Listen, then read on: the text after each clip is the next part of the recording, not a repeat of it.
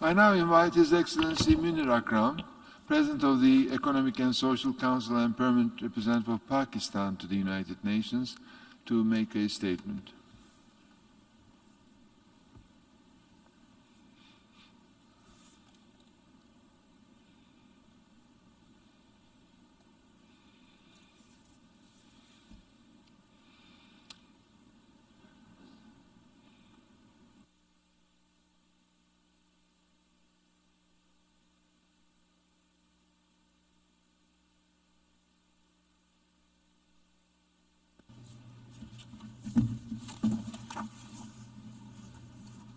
Mr. President of the General Assembly, Your Excellency Mr. Volkan Bozkır, Honorable Ministers, Excellencies, ladies and gentlemen, it is my pleasure to join you at the high-level event on culture and sustainable development.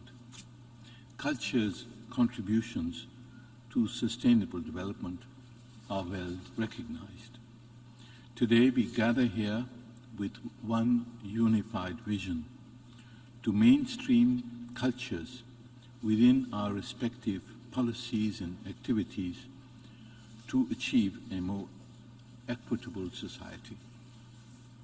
Excellencies, the response to the COVID-19 crisis has been varied and uneven. The level of development of a country has had a disproportionate impact on its ability to react to the pandemic and its consequences. The poorest countries lack the resources to implement significant stimulus packages to address the economic and social impacts of the crisis and alleviate the suffering of their people. But I would also like to underline that culture has also had an impact. Cultural dimensions influence the way countries perceived the pandemic and thus the speed and ambition of the response of their governments. They also impacted on people's responses to public policies, from the acceptance of lockdowns, the wearing of masks, or abiding by social distancing measures. This was culture which contributed to people's behavior in their response to the pandemic, to economic incentives, and to the opportunities that have been provided by this crisis. This is but one indicator of the deep impact of culture on sustainable development. The 2030 Agenda acknowledged, I quote, the natural and cultural diversity of the world and recognized that all cultures and civilizations can contribute to and are crucial enablers of sustainable development, unquote. Excellencies, culture impacts on the way people define prosperity, well-being, equality, and the extent to which income dimensions would dominate their criteria in making decisions. For example, commerce is central in the Islamic tradition. The prohibition of riba, which is usurious interest, or literally meaning an excess, and interpreted as an unjustifiable increase of capital, whether in the form of loans or sales, is a fundamental tenet of the Islamic economy. This prohibition is based on social justice and equity and shared prosperity, values which are ingrained in Islamic culture and traditions, and goals which are now embedded in the Sustainable Development Goals. In comparison, our current global financial architecture, based on a culture of commutative exploitation to maximize narrow mercantile and financial interests, has generated widespread inequalities and pervasive misgivings for the poor and the vulnerable.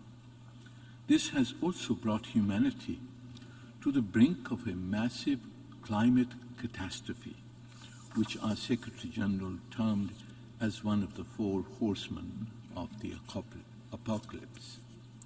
Excellencies, another issue is the impact of cultural differences on political relations between states and communities, aspects of which are seen in such phenomena as migration and refugee crises. These become all the more vital as COVID-19 has opened the door for more nationalistic approaches and more constraints on the movement of people. Many misperceptions of state behavior arise from a lack of understanding of other cultures.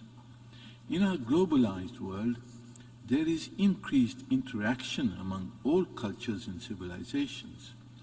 While we discount the theories of a clash of cultures, cultural prejudices do create friction between and within states. The greatest paradox of today's world is that while it has brought people closer and created vast networks of connectivity and interdependence, it has also spawned divisions and frictions among and within states and societies.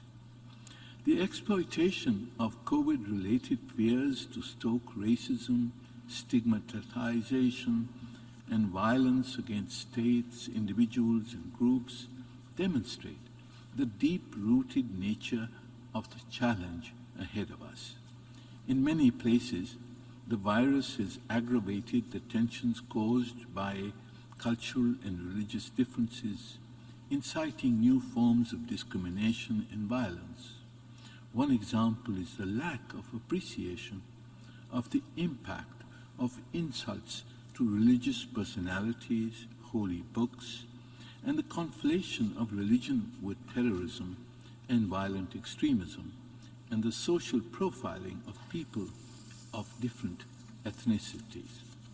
The enormity and complexity of this problem continues to grow, partly due to the erosion of checks and balances against hate speech, and partly by the mainstreaming of hatred, contempt, and hostility through unregulated social media platforms driven by cultural prejudices and intolerance. It is my firm belief that promotion of mutual coexistence requires building bridges, not burning them, respecting each other's norms, mores, ethos, and dogmas, not ridiculing them. Irrespective of our diversity, it is in our enlightened self-interest to avoid denigration of diverse cultures, eliminate discrimination, and combat incitement to violence. The value of culture is universal and timeless, yet the way we engage with cultural diversities must enhance cooperation and harmony, not erode it. The challenge before us is to develop pathways to work together to unlock the potential of culture for recovery from the COVID-19 crisis and to achieve sustainable development. I thank you, Mr. President.